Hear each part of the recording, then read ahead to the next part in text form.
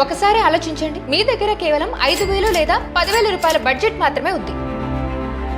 కానీ మీకు ఒక ఆన్లైన్ బిజినెస్ స్టార్ట్ చేయాలని స్ట్రాంగ్ డిజైర్ ఉంది. జాబ్ లేకపోయినా, షాప్ లేకపోయినా, అసలు ఆఫీసే లేకపోయినా కేవలం మీ ఇంటి నుండి బిజినెస్ స్టార్ట్ చేయడం పాసిబుల్.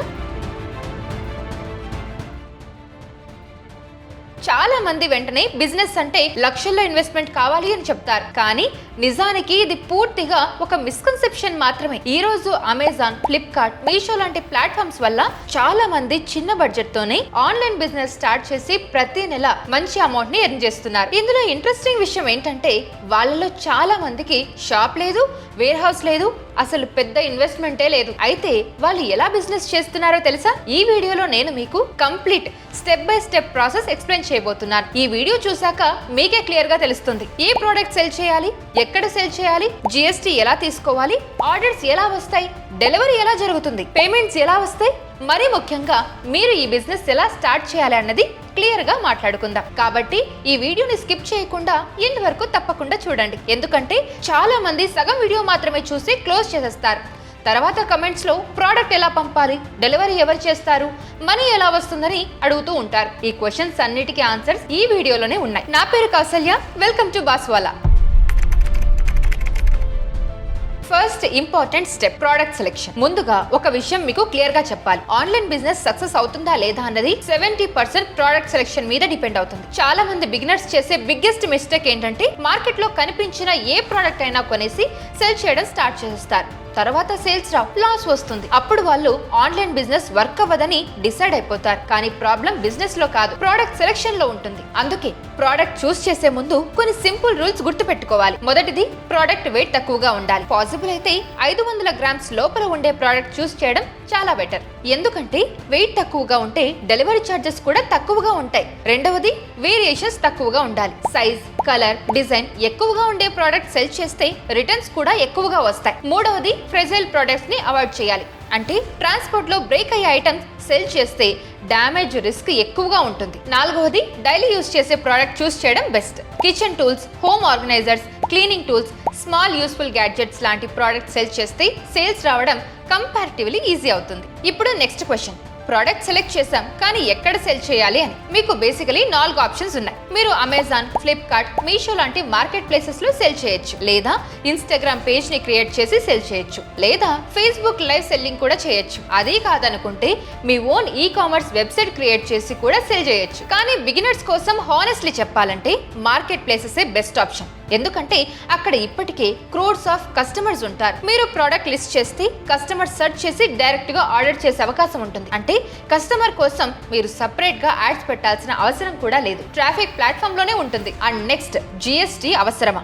ఇప్పుడు చాలా మందికి వచ్చే డౌట్, జిఎస్టీ అవసరమా అని. అమెజాన్ లేదా ఫ్లిప్కార్ట్ లాంటి ప్లాట్ఫామ్స్ లో సెల్ చేయాలంటే ఆల్మోస్ట్ జిఎస్టీ మ్యాండేటరీ అవుతుంది. కానీ టెన్షన్ పడాల్సిన అవసరం లేదు. జిఎస్టీ తీసుకోవడం చాలా సింపుల్ ప్రాసెస్. మీ సిటీలో ఒక చార్టర్డ్ అకౌంటెంట్ లేదా జిఎస్టీ కన్సల్టెంట్ దగ్గరికి వెళ్లి ఆన్లైన్ బిజినెస్ స్టార్ట్ చేయాలని చెప్తే వాళ్ళు చిన్న ఫీజు తీసుకొని జిఎస్టీ రిజిస్ట్రేషన్ కంప్లీట్ చేసి ఇస్తారు. కొంతమంది జిఎస్టీ లేకుండా కూడా సెల్ చేయొచ్చు అని చెప్తారు. కానీ ఫ్యూచర్ లో ప్రాబ్లమ్స్ అవాయిడ్ చేయాలంటే స్టార్టింగ్ నుండే జిఎస్టీ తీసుకోవడం safer option. And next step, seller account creation. ముందుగా మీరు సెల్లర్ అకౌంట్ ని క్రియేట్ చేయాలి. ఉదాహరణకి మీరు అమెజాన్, ఫ్లిప్కార్ట్ లేదా మీషోలో సెల్ చేయాలంటే వాటి అఫీషియల్ వెబ్సైట్ లోకి వెళ్ళి బికమ్ ఏ సెల్లర్ లేదా స్టార్ట్ సెల్లింగ్ అనే ఆప్షన్ పైన క్లిక్ చేయాలి. అక్కడ మీ mobile number, email ID, PAN card details, GST number, bank account details లాంటి బేసిక్ ఇన్ఫర్మేషన్ ఇవ్వాలి. ఈ డీటెయిల్స్ సబ్మిట్ చేసిన తర్వాత ప్లాట్ఫామ్ వెరిఫికేషన్ ప్రాసెస్ కంప్లీట్ చేస్తుంది. వెరిఫికేషన్ అయ్యాక మీకు ఒక సెల్లర్ డాష్ బోర్డ్ లేదా సెల్లర్ ప్యానెల్ యాక్సెస్ ఇస్తారు.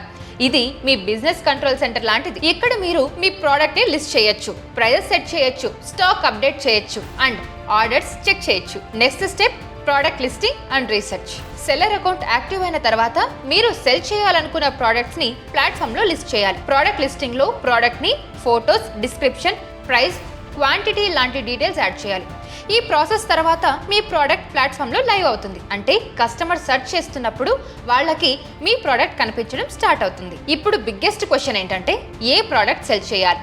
దానికి easiest method product research. Amazon website open చేసి చూడండి. అక్కడ మూవర్స్ అండ్ షేకర్స్ అనే సెక్షన్ ఉంటుంది.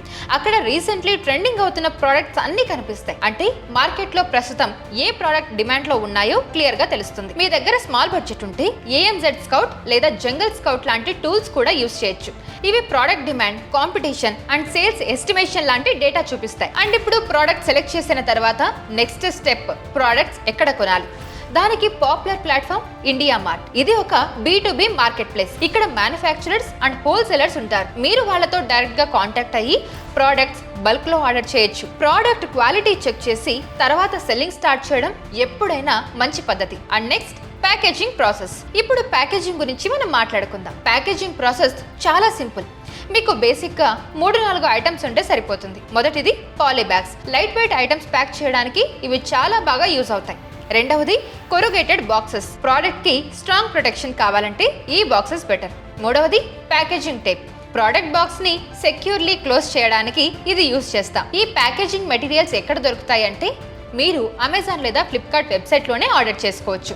లేదా మీ సిటీలో హోల్సేల్ మార్కెట్కి వెళ్ళినా ఇవి చాలా చీప్ ప్రైస్లోనే దొరుకుతాయి. మీ మెయిన్ గోల్ ఏంటంటే ప్రోడక్ట్ డ్యామేజ్ కాకుండా క్లీన్గా అండ్ నీట్లీ కస్టమర్ దగ్గర చేరేలా ప్యాక్ చేయడం మాత్రమే. And next order handling and delivery. Suppose కొన్ని రోజుల తర్వాత మీకు ఫస్ట్ ఆర్డర్ వచ్చింది. అప్పుడు ప్రాసెస్ చాలా సింపుల్ గా ఉంటుంది. మీ సెల్లర్ ప్యానెల్లో ఆర్డర్ సెలెక్షన్ లో ఆర్డర్స్ కనిపిస్తాయి. అక్కడ కస్టమర్ అడ్రస్ అండ్ డీటెయిల్స్ ఉంటాయి. మీరు అక్కడ నుండి షాపింగ్ లేబుల్ డౌన్లోడ్ చేయాలి.